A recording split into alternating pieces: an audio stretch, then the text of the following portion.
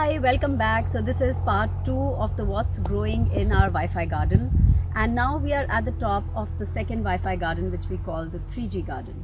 Now just to give you a little bit of context, the 4G and the 3G are sort of divided by this fig grove, which as you can see right now we've trimmed in the winter to let the sun in, but eventually in the summer this will all regrow and it provides a very nice shaded area for us to take a little break in.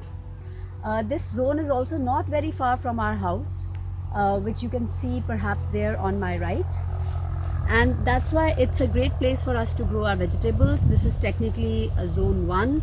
We can just dash out here to pick what we need on a daily basis.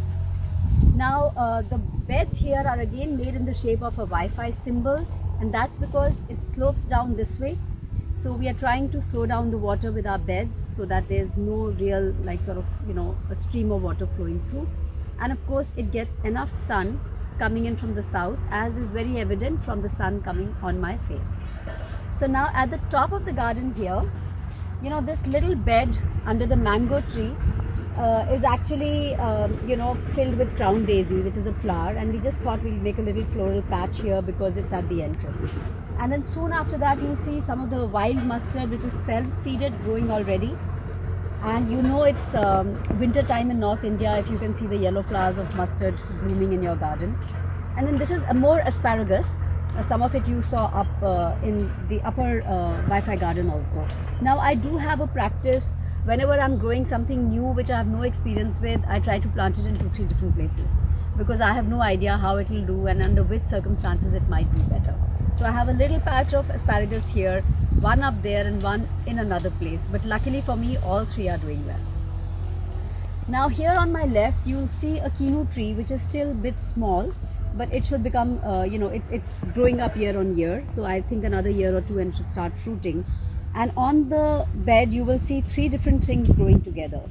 Now it's funny why these are 3 things growing at the same time, because first we planted coriander here and it didn't germinate, so we thought, okay, it's not happening, let's plant spinach. So then we planted spinach, and the spinach also came out rather patchily. So then we planted cauliflower, and now all 3 have come out. So now we have a couple of beds here which have all these 3 things going together. You can see that here as well, that there is a coriander which is right here, and then this is cauliflower, and this is spinach. So it's all growing together like one happy family. And this bed of course is only all coriander, and we are having a great coriander run. So not only are we taking a lot of fresh green coriander to the market, but we are also looking forward to having a lot of it saved as dry spice. So yeah, more of that. And on my left here you will see another bottle gourd vine, which is still sort of going strong. It has some fruit and some flower growing on it still.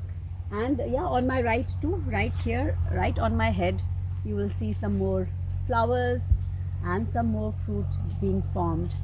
You can see here some more baby fruit.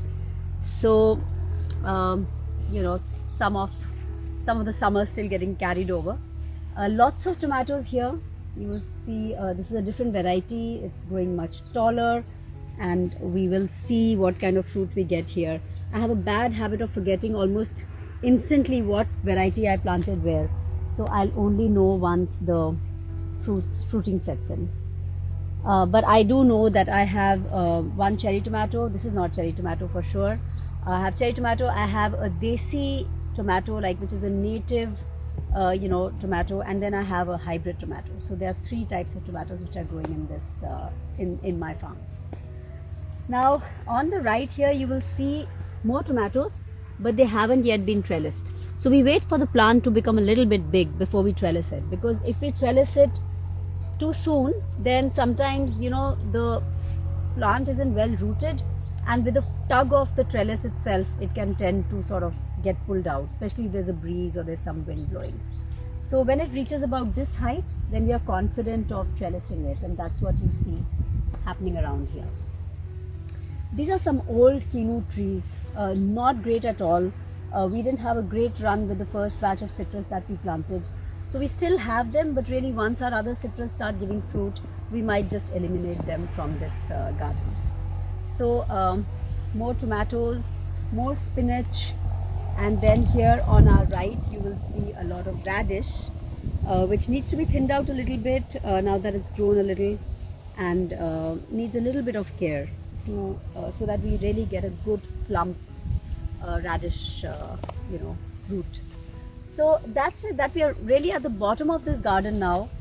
You can see the entire Wi-Fi garden behind me.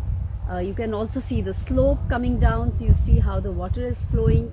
You'll also see a bit of moringa, which is interspersed in this garden, again just to give it that little bit of shade. And you will see to my right the pond where we harvest a lot of water, and then the sustainable house which we now live in beyond it, right? So more about some of these other things in some other videos to come.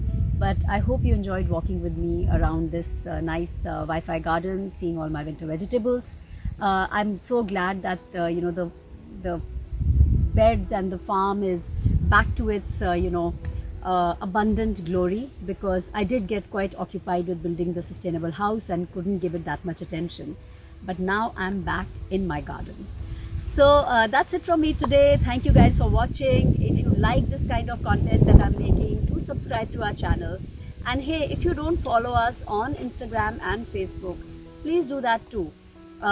You'll be able to see our daily activities. You'll be able to see what we do on a daily basis to really bring our gardens to look the way they do right now. And our handle is Farm Aanandaa. So much from me. Thanks for watching. See you again soon. Bye.